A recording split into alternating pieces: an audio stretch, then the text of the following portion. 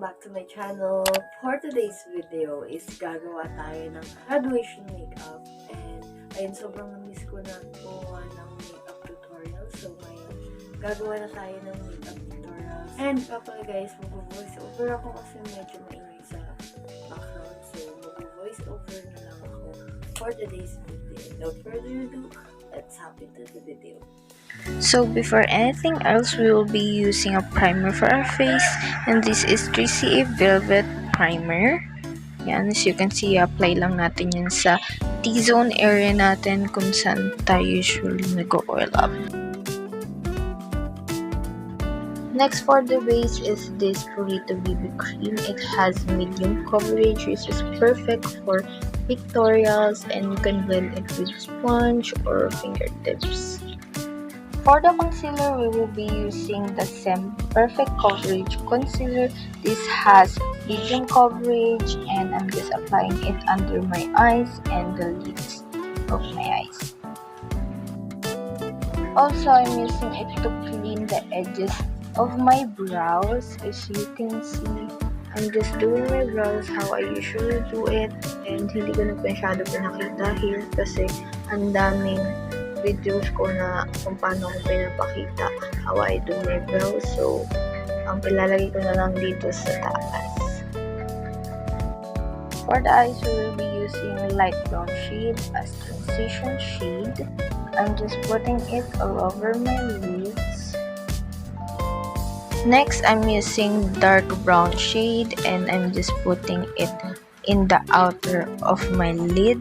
Then blend it out, going to the middle of your lids and focus on the outer of your lid to deepen the eye look.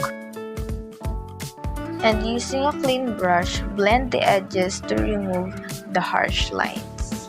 Lastly, get a gold shimmer shade and put it on the middle of your lids and blend it out to diffuse the shimmers in your eyes. And also, you can use liquid eyeliners, but here I'm making a soft wing liner because my eyeliner was missing and hindi ko siya alam kung saan ko tinabi. So I'm just using soft wing eyeliner and cleaning the edges here. So as you can see,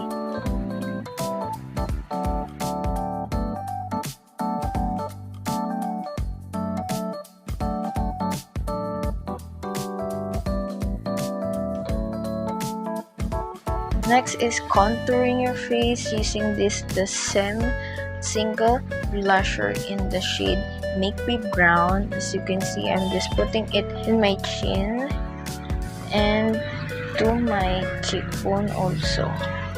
Make sure to blend it really well to make it more soft looking.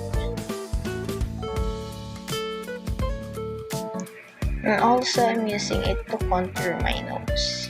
To contour your nose, just follow the natural shadow of your nose, then draw a straight line, blend the edges, make sure you blend it really well to make it more softer.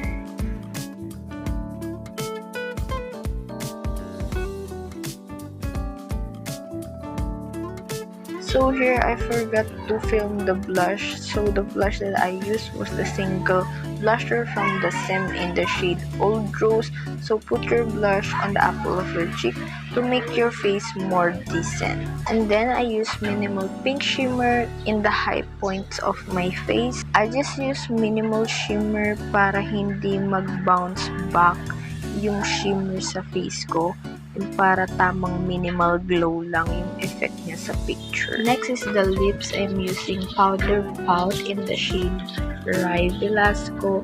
This shade is very perfect for the formal events. Tama lang yung pagka-nude niya and sobrang timeless din ng shade na to. So after this, i-finalize ko lang yung look ko.